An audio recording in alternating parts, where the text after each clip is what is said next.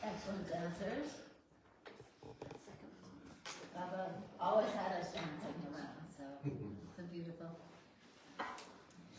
So we're going to do a story now about the Divine Mother and about a prince and a kingdom, Ayodhya actually, which some of you may or may not be familiar with. So, once a while ago, can you, someone, oh, that's it, thank you.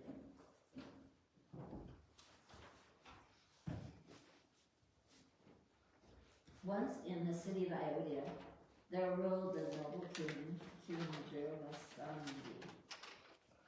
And he was king of Dharma, and under him, Ayodhya flourished during his reign.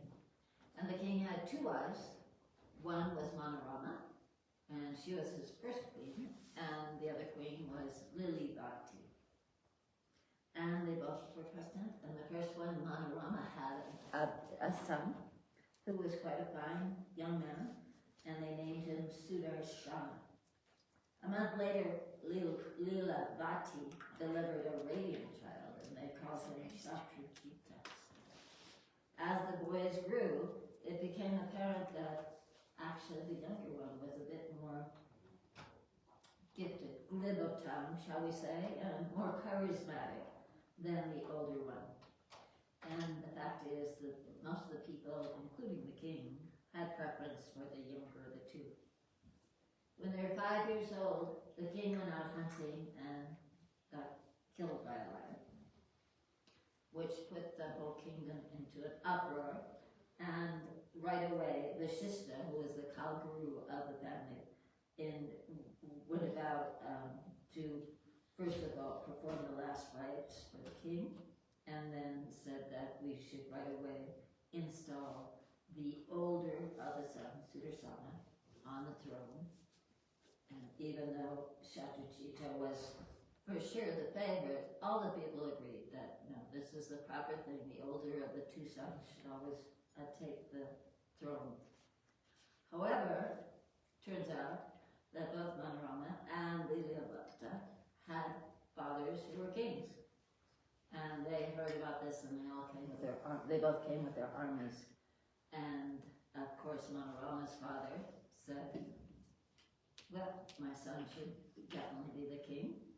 My grandson, excuse me. But meanwhile, Lilyavata's father came, whose name was Udajita, came and said, my grandson is far more qualified. He's much more charismatic. All the people like him. 1 month means nothing. So he should be installed as the king. Well, they argued, and it finally became a great war that lasted a long time. And in time, Manorama's father, Sundarasana's grandmother, got killed. So as soon as Manorama heard that, she knew that she was in trouble, and more than likely her son would also be killed.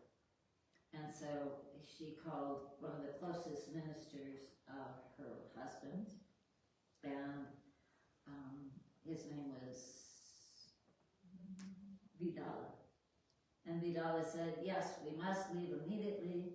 Pretend like you're going to do some last rites for your father, and we will leave immediately. And so Manorama and her son and Vidala left and traveled very hard for 2 days until they finally came to an ashram of the Muni Bharadvaja. And when Bharadvaja saw the beautiful queen, he said to her in some amazement, Devi, why are you here in this jungle and your young son with you? All of a sudden, all the grief burst from her, and all she could do was cry. But then the Vidala said, my lord, this is Manorama, who was King Durasandi's of Ayodhya's first queen. Vidala told the rishi all that had transpired in Ayodhya after the king's death. Because the man spoke the truth, the Muni said, stay with us in our ashram. You have nothing to fear here, and I promise you that one day Sudarshana will be king of Ayodhya. So the Munis gave them places to stay, and Sudarshana grew up with the Munis' sons in the forest in the ashram. Meanwhile, Udajita was very happy that his grandson got installed in Ayodhya, and all was peaceful for a while, and then he heard that Sudarshana and his mother were at this ashram, and so he came with his army to get him. When Udajita arrived at the ashram, the Muni met him and said, Manorama and her son are in my care. You cannot see them. Udajita replied, I will not leave without taking them with me. You are a man of peace, Muni. Give them to me peacefully, or I will take them by force. The Muni's eyes glittered. He said in a soft voice, you know what happened to Kasuki when he tried to take Vasishtha's cow from the Rishi's ashram with force. I beg you, leave here before I grow angry. The king called his ministers and said, I mustn't leave Manorama and Sudarshana here alive. Even the weakest enemies can grow strong in time and become a threat. I have killed his grandfather. If I spare Manorama and her son, one day they will surely come for my head and my Satyajita's. I must take the two from here and kill them. There are no soldiers in this old man's hermitage to prevent me. But his ministers said in alarm, my lord, never be so rash. The Muni needs no soldiers to fight us.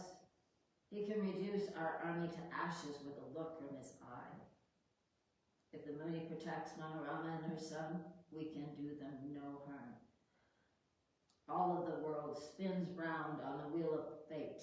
Be merciful today, ask for the Muni's blessing, and let us leave here in peace.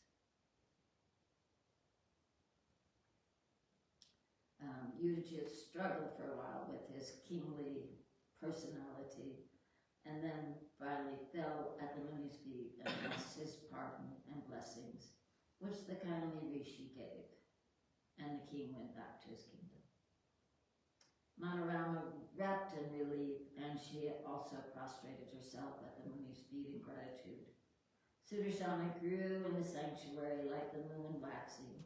His inseparable companions were the Rishi's sons, and it was a joy to see those children at play together. Once the Muni's son saw Vidala, the minister, in the ashram while they were at game with Sudarsana and called out playfully to him, "Plead, plead."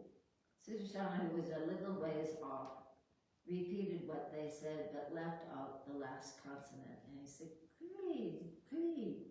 He called out in his lisping voice and felt the most delicious stirring in his body. Again and again the child repeated that syllable, never knowing it was the Mula mantra of Kamadeva, who is the god of love. Each time he felt a soft ecstasy within his body.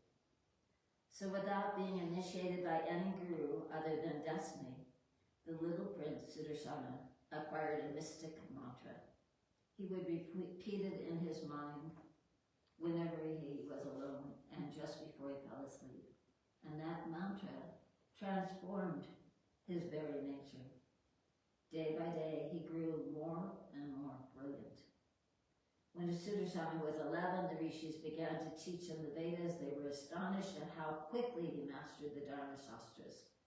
No one knew about the secret power he had gained from repeating the mantra. The once reticent prince became a magnificent archer and scholar. He knew all about politics and the moral sciences. He brimmed with quiet assurance. Then, one day, while Sudarsana sat chanting his mantra, the Divine Mother appeared before him in a vision. She was crimson-hued like a kamsuki flower. She was wore scarlet raiment and great blood-red rubies. He saw her as Devi Shri Mahalakshmi. The Devi called Sudarsana softly to follow her through the forest to the banks of the Gota, banks of the Ganges River. The prince went without an instant hesitation, and after he had bathed in the great river, the Divine Mother gave him a splendid bow, 2 magic quivers of arrows, and an unearthly coat of mail. Then she raised her hand over him in benediction and vanished. After this, Sudarsana became a fierce devotee of the Devi and worshipped the goddess whenever he could, often wandering down alone to the banks of the Ganges where she had first called him. Now it happened that the king of Kasi had a lovely daughter called Shashikala. One day the princess sat with her Saki, her servant or her companion, under a flowering tree in the garden, when she saw a Brahmin hurrying along into her father's palace. Shashikala stopped that man for fun and cried, "Whither are you coming in such haste, Muni?"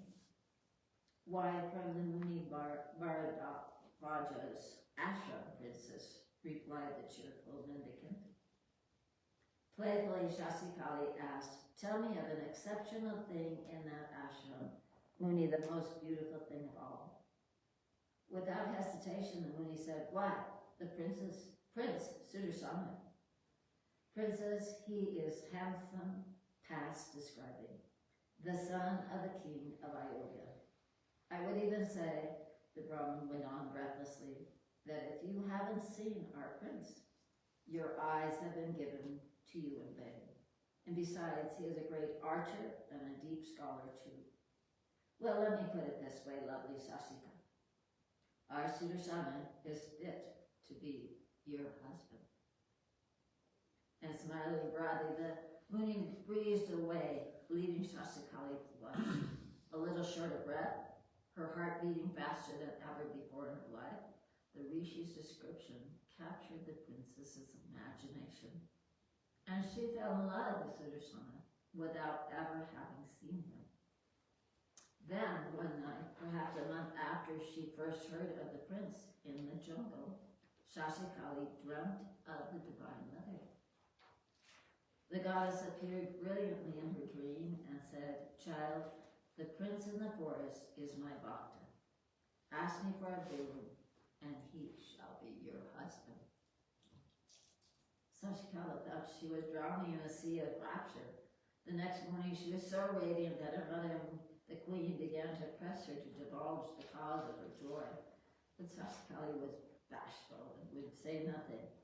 Only to her Shaki, the one who had been with her when she first heard of Sudarsana, did she confess the truth, giggling and blushing wildly all the while. So, to make a long story short, her parents felt like were wondering. Obviously, it was the time to get her married, is what they felt. So they organized a huge Swayambara, it's called Swayambara, and built this big pavilion and everything, and invited all the eligible kings and princesses in all of wherever they lived, all of India maybe, to come, and this kind was that she was supposed to come out and choose the husband. So all of these people come, and of course, who comes from Ayodhya, but the Yuddhajit and his grandson came, and when they, so this was all starting to happen, and all of a sudden Shashikali is very worried, and so she sends a messenger to the ashram and says, "The Devi Bhagavati has ordained that you and I be married, Sudarsana. Tomorrow is my Swayambara. O Prince, make sure you are in my father's city tomorrow, or I will kill myself before I become any other man's wife." When Sudarsana heard the message, he prepared to set out at once, for an irresistible sense of destiny stirred in him too. The Muni gave him his blessings, but when his mother, Manorama, heard what he meant to do, she wailed, "You mustn't go. Yuddhajita will kill you if he sees you there. My son, you are all I have, the support of my old age. Please don't abandon me." But her son said serenely, "Mother, what is written must come to pass, and not you nor I can prevent it. But it is the Devi Bhagavati who commands me to attend this Swayambara, and I must go." Seeing he was determined, his mother began to shower blessings on him. "Ah, my son, let Ambika protect you." Then she cried, "I will go with you, my child. You cannot ride alone into danger." So Manorama, who was once a queen, climbed into her son's chariot, and they set out for Kashi. In that city, its king, Sabahu, received them with honor. When he saw how splendid was the prince who had grown in the forest, he housed Sudarsana and his mother in a large mansion and had his own servants wait on him. But meanwhile, all the princes and kings that came there were not so happy about this. When Yuddhajit heard that Sudarsana had arrived in his chariot and the princess preferred the prince who had nothing, the king said, "I will kill that upstart Shashi, and Shashikali will marry my Satyajita." But the king of Kerala, who was famed for his knowledge of Dharma, said, "This is each Swayambara. The princess will choose, and her choice will be binding. There is no place here for arms or for a show of strength. Why are you so anxious when Satyajita is such a brilliant prince? Moreover, he is the king of Ayodhya. Why should Shashikali choose him, or indeed any of the other kings here? Calm yourself, Yuddhajita. Your hands are already tainted with Virasina's, who is the grandfather of Sudarsana, with his blood." But the king growled, "The jackal doesn't dare eye the lion's prey. Why is Sudarsana here at all? The Kshatriya doesn't live by the words, but by the sword." He stalked away.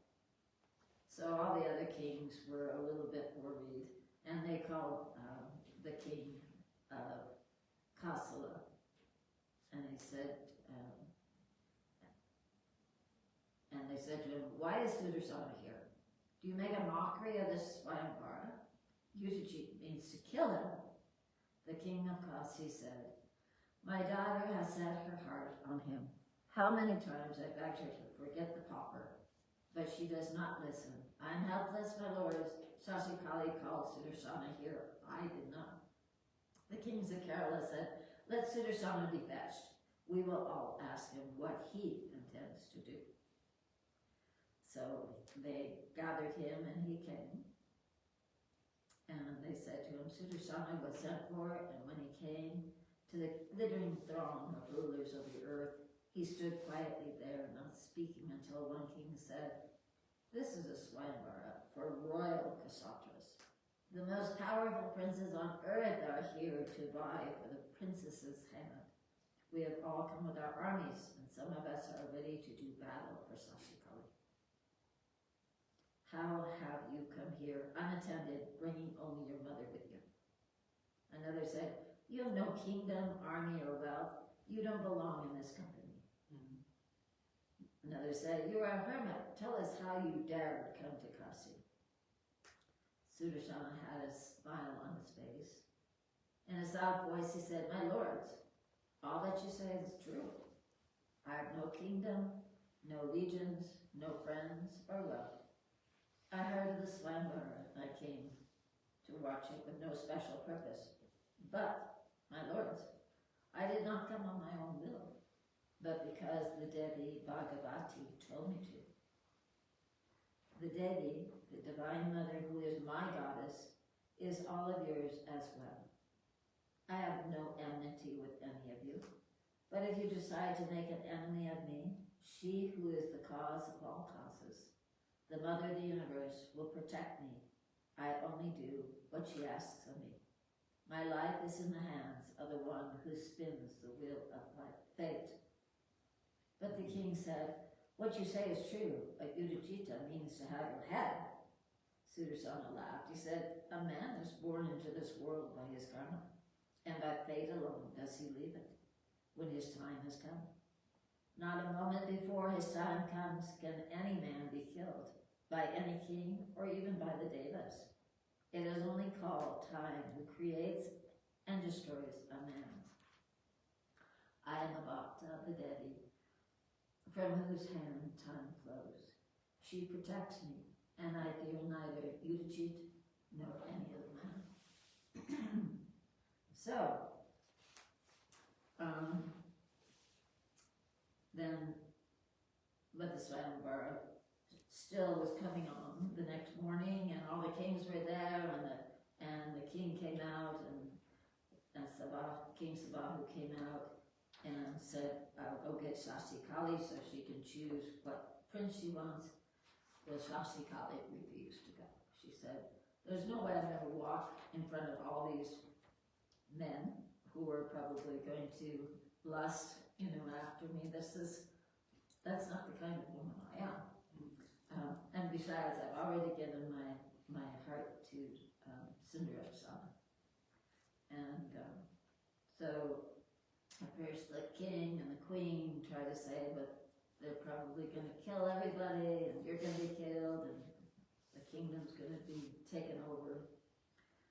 Finally, Sasikali took her father's hand and said, "My lord, it is the Devi who decided that I will belong to Sudarsana and no one else.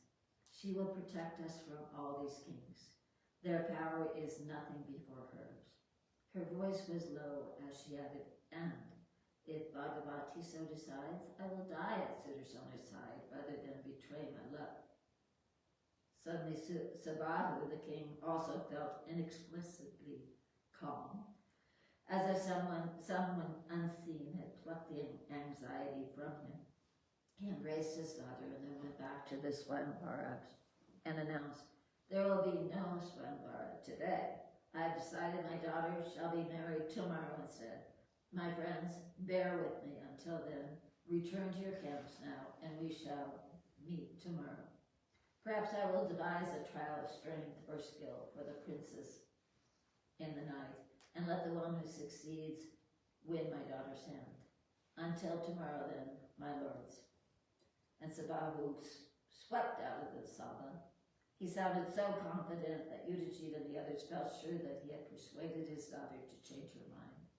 They left the cities for her royal tents pitched outside, surrounding the city.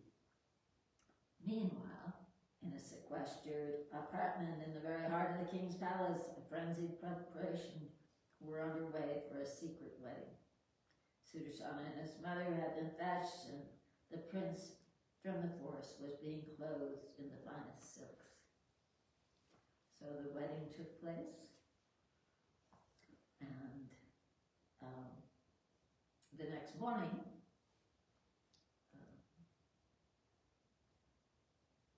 when the kings heard, they said, Sabahu deceived us. We will kill him, and Sudarshana as well, and take Kashi, the kingdom, for ourselves, and Sasikala. Even as they spoke, a serene Sabahu arrived in their midst with his guards and ministers. Silence fell over them. And Sabahu floated his hands and bowed and said, My lords, be kind enough to join us for a banquet to celebrate my daughter's wedding. Friends, nothing I said could change your mind. The thing is done now. I beg you all to forgive me if I have caused offense, and to come to my palace and bless the young couple and eat with us. But the angry king said, We have already eaten. There are other matters we must attend to now. And he spoke with menace, such menace that fear gripped the king, Sabahu, and he went back quickly to his city. Some of the other kings, led by Udajit, decided that they would blockade Kasi, and when Sudarsana emerged with his bride, they would kill him and take Sasikali for themselves. Some of them decided they would stay on to watch what happened. So,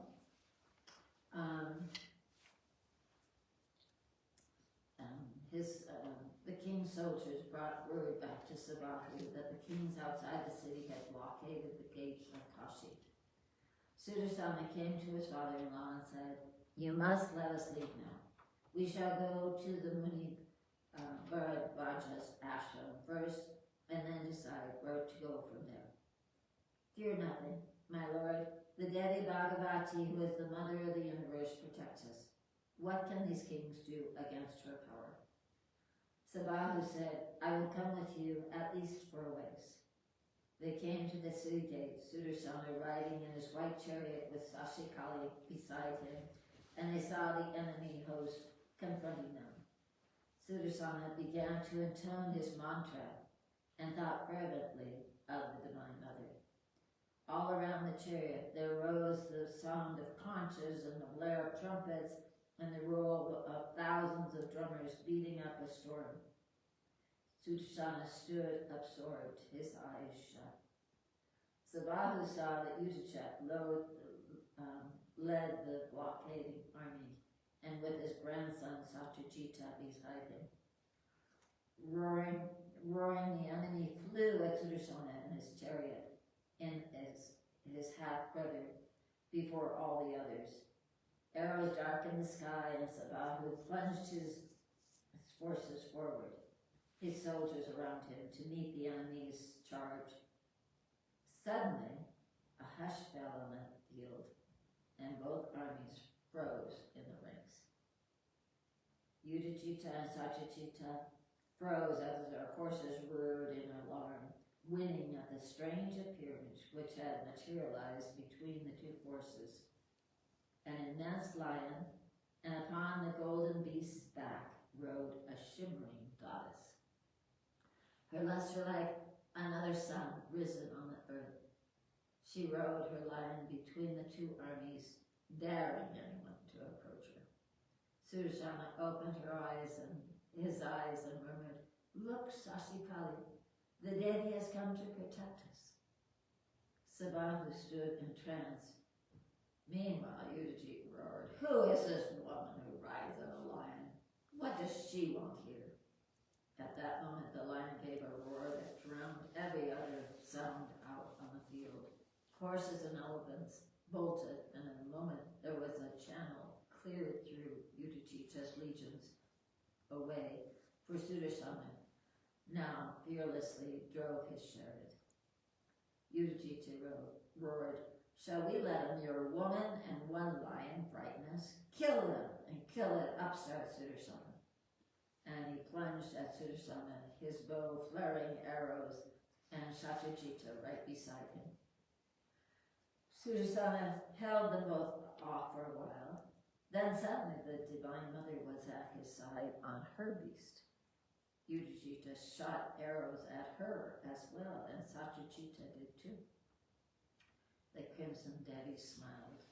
She raised her own bow in one of her 8 arms. The Crimson Devi smiled, and she raised her bow and let go, and she loosed a volley at the enemy.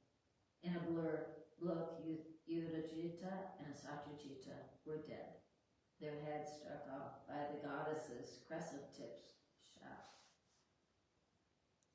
Sabahu leaped down from his chariot and prostrated himself before Bhagavati. Again and again he lifted his head, then set it down in the dust at her holy feet. "Mother Jagadhari, I have no words with which to praise you. Bhavani, unworthy as I am, today I have seen you with my very own eyes. I see how you protect your bhaktas. O Devi, you have come yourself to save Sudarsana's life. O Divine Mother, Transcendent One, I lay my head at your feet. Mother, bless me." The Divine Mother smiled tenderly and said to Sabahu, "King of Dharma, name your boon. What more could any man want," the king said, "than seeing you like this with this mortal prize? Not the kingdom of the Devas is more precious than what I have seen today. I beg you, Devi, for the boon of bhakti. Let my faith in you never waver, and let your grace be upon my city forever. Bless me, Sri Durga, that I be your bhakta forever." The Devi said, "I will remain here in the city of Kashi, always, always, good Sabahu, for as long as Kashi stands upon the face of the earth." Sudarsana arrived and fell at the goddess's feet, tears of ecstasy flowing down his face. He worshipped her, "Mother of the sky, Mother of mercy, you have saved me today, though I have such scant faith. Let me be your servant from this day on, Devi. Command me, what shall I do with my life now? Where shall I go?" Smiling, the Divine Mother said, "Have you forgotten Ayodhya, your father's city, Sudarsana? Go to Ayodhya now and rule as king for that is who you are. You are the king of Ayodhya. Worship me always, Sudarsana, and I will care for you and yours. Keep an idol of me in your kingdom. Pray to it each day, and I will be with you. Celebrate the Divine Mother Festival, the Navrtri Puja, for it is mine. Fear nothing, Sudarsana. You are my bhakta, and I love you." Jai Mahamaya ki Jai, Vishwari Mata ki Jai. So a beautiful example of faith. And the Mother coming through for us. So. Any questions? Don't mess with Divine Mother. That's a good lesson. So, we'll begin tomorrow. Matter of fact, we might start tomorrow morning at 6:45 with a live stream in Babaji's Kutir for the Paduka Puja. Somebody's requested that, so we'll live stream that tomorrow morning too. And then the Devi Puja at 8:30, and at 11 the fire ceremony, the discourse, and the chanting. So. And now we'll have darshan of our beautiful Divine Mother She and Baba are all dressed in pink, celebrating Mahalakshmi. And meanwhile, everybody else can go down and have lunch. So, Bole Baba Ki Jai. Isn't Lakshmi at the creek tomorrow too?